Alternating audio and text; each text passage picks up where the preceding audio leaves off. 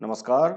News क्रांति की audio समाचार सेवा आज क्या हुआ में सभी सुनने वालों का हार्दिक स्वागत है। एक नज़र देश दुनिया की तमाम बड़ी खबरों पर। लोन मोरेटोरियम मामले में सुप्रीम कोर्ट मंगलवार को सुनाएगा फैसला। दिल्ली सरकार ने बदली आबकारी नीति, शराब पीने की उम्र घटाकर 21 साल की। सुप्रीम कोर्ट पहुंचे मुंबई के पूर्व पुलिस कमिश्नर परमबीर सिंह, देशमुख मामले में सीबीआई जांच की मांग की। मौसम ने बदला मिजाज, जम्मू कश्मीर में बारिश के साथ उत्तराखंड और हिमाचल में हिमपात।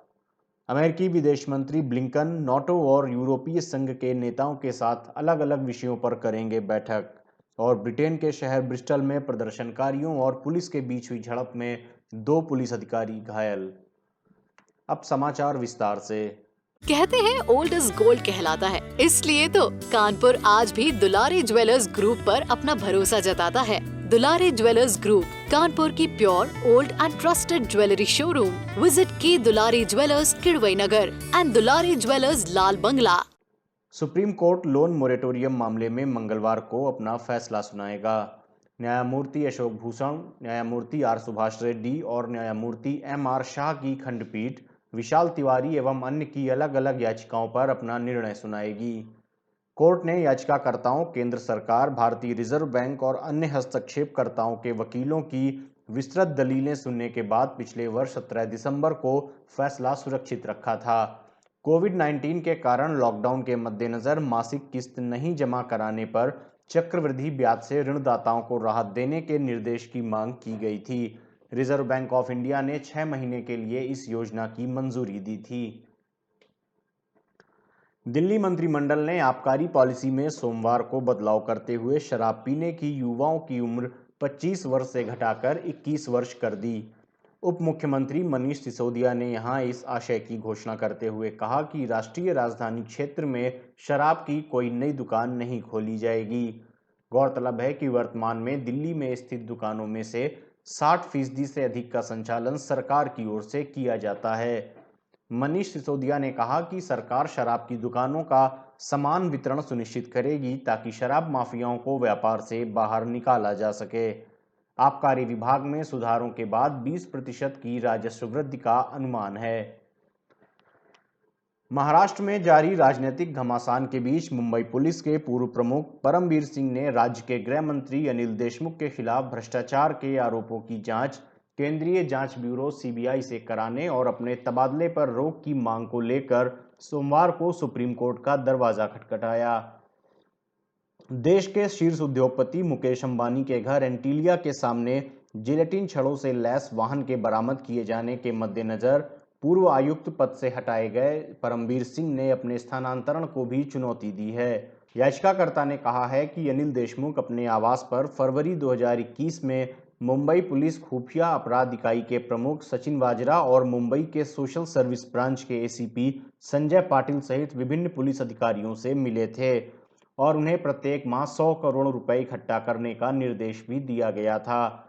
इन अधिकारियों को विभिन्न प्रतिष्ठानों और अन्य स्रोतों से वसूली करने को कहा गया था। परमबीर सिंह ने अपनी याचिका में कहा है कि अनिल देशमुख के घर में लगे सीसीटीवी कैमरों को कब्जे में लिया जाना चाहिए और उसकी छानबीन भी की जानी चाहिए ताकि उनके यहाँ आने जाने वाले अधिकारियों की सूची तैयार हो सके। देश के पर्वतीय क्षेत्र में जहां जम्मू कश्मीर में बारिश हुई, वहीं उत्तराखंड और हिमाचल प्रदेश के कई इलाकों में हिमपात होने से राजधानी दिल्ली में सोमवार सुबह मौसम अचानक बदल गया और अंधेरा छा गया। मौसम विभाग के अनुसार जम्मू कश्मीर के श्रीनगर जम्मू राष्ट्रीय राजमार्ग में आज तेज बारिश हुई। बारिश के बावजूद श्रीनगर जम्मू राजमार्ग पर जम्मू से श्रीनगर की ओर एक तरफ से हल्के वाहनों को जाने की अनुमति दी गई।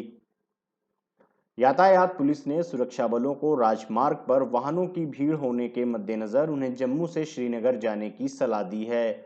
मौसम विभाग की ओर से अनुमान के अनुसार 24 मार्च बुधवार तक मौसम खराब होने के बारे में चेतावनी जारी की है, जिसके कारण राष्ट्रीय राजमार्ग अवरुद्ध हो सकते हैं। मौसम विभाग ने इस दौरान लोगों को यात्रा पर जाने से बचने की सलाह दी है।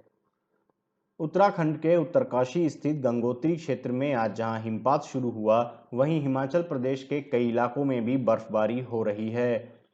लाहौल स्पीति जिले के गोम्पा थांग गांव में भी जमकर बर्फबारी हुई। राजधानी दिल्ली में सुबह के वक्त अचानक से अंधेरा छा गया। दिल्ली में 10 बजे के बाद बादल साफ हुए और धूप हुई, लेकिन ठंड हवाएं चलती रहीं। मौसम में आए दिन बदलाव हो रहा है।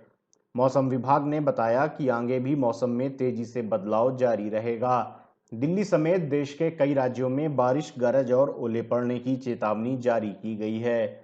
विभाग ने इसके अलावा देश के कई राज्यों में बारिश होने का अनुमान लगाया है। मौसम विभाग की रिपोर्ट के मुताबिक एक ताजा पश्चिमी विक्षोभ हिमालयी क्षेत्र में सक्रिय हो गया है, जिसके कारण मौसम में बदलाव देखने को मिल सकता है।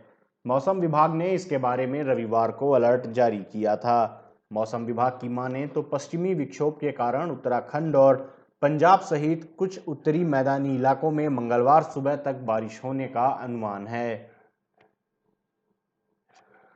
अमेरिका के विदेश मंत्री एंटनी ब्लिंकन ने सोमवार को अपनी ब्रुसेल्स और बेल्जियम यात्रा के दौरान नाटो और यूरोपीय संघ के नेताओं के साथ बैठक की।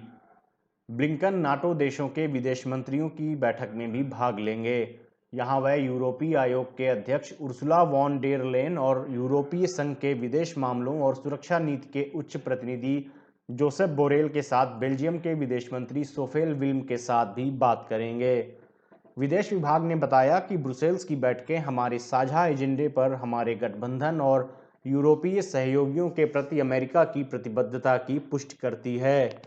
बयान के अनुसार ब्लिंकन नाटो के मंत्रियों के साथ द्विपक्षीय बैठकों के अलावा नाटो 2030 के प्रस्तावों, चीन और रूस के साथ साथ जलवायु परिवर्तन, साइबर सुरक्षा, आतंकवाद से निपटने, ऊर्जा सुरक्षा और अन्य सामान्य चुनौतियों को लेकर चर्चा करेंगे। ब्रिटेन के ब्रिस्टल शहर में प्रदर्शनकारियों और पुलिस के बीच हुई झड़प में कम से कम 2 पुलिस अधिकारी गंभीर रूप से घायल हो गए। पुलिस ने रविवार की रात जारी एक बयान में कहा कि एक पुलिस अधिकारी का हाथ टूट गया है और दूसरे की पसलियों में भी चोट आई है। दोनों को अस्पताल ले जाया गया। उन्होंने कहा कि कम से कम 2 पुलिस वाहनों में आग लगा दी गई और स्टेशन के बाहर भी नुकसान हुआ है।